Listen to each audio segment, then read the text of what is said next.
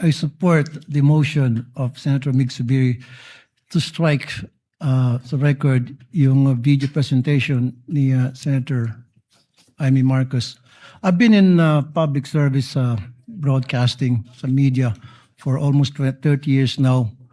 First time na ako nakita ng How Shao presentation kanina. But before that, let me tell you this. Sana wag nating gamitin yung plenary para sa mga conspiracy theories natin. Sana maging totoo lang tayo. Again, babalikan natin yung sinasabi ko, experience ko sa media. 30 years na po ako sa media. Kapag ako po or anybody from the media, professional, legit, hindi yung house show, pag nag-expose, gumawa ng expose, binabakapan yan ng video related doon sa expose, hindi yung gawa-gawa, hindi yung katang-isip, hindi yung opinion.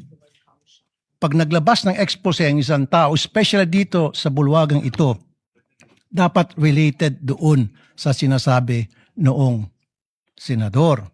Just like what Senator Zubiri said, nakita niyo naman po, Madam President, every time na ako'y gagawa ng expose, every time na ako'y gagawa dito ng privilege speech, at yung privilege speech ko, binabakapan ko po ng mga sumbong, actual na mga sumbong ng mga taong lumalapit sa aking programa at dinadala ko rito para mabigyan ng solusyon ang problema inilalapit sa akin. At hindi po yung opinion lamang. Ganun po dapat tayo rito.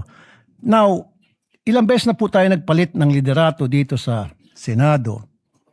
Every time nagkaroon ng palitan, ngayon lang po ako nakita na nagkakaroon ng kaguluhan. Why? What's wrong? Dapat hindi na po. Let's move on. Kasi nasasayang po yung oras natin dito, puro na lang bangayan. The people have spoken. Sinasabi nila, enough is enough. We've been like a circus for the past few days. Pinagtatawanan po tayo. I was out there last night. Pag naglalakad ako, kinakausap ko ng mga tao, ano nangyari sa Senado? Ano bang nangyari sa inyo? What's going on?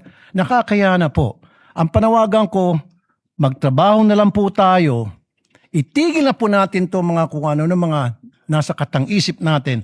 Let's move on because we were voted, elected by the people para magtrabaho, hindi para magbangayan. Maraming salamat, Madam President. Maraming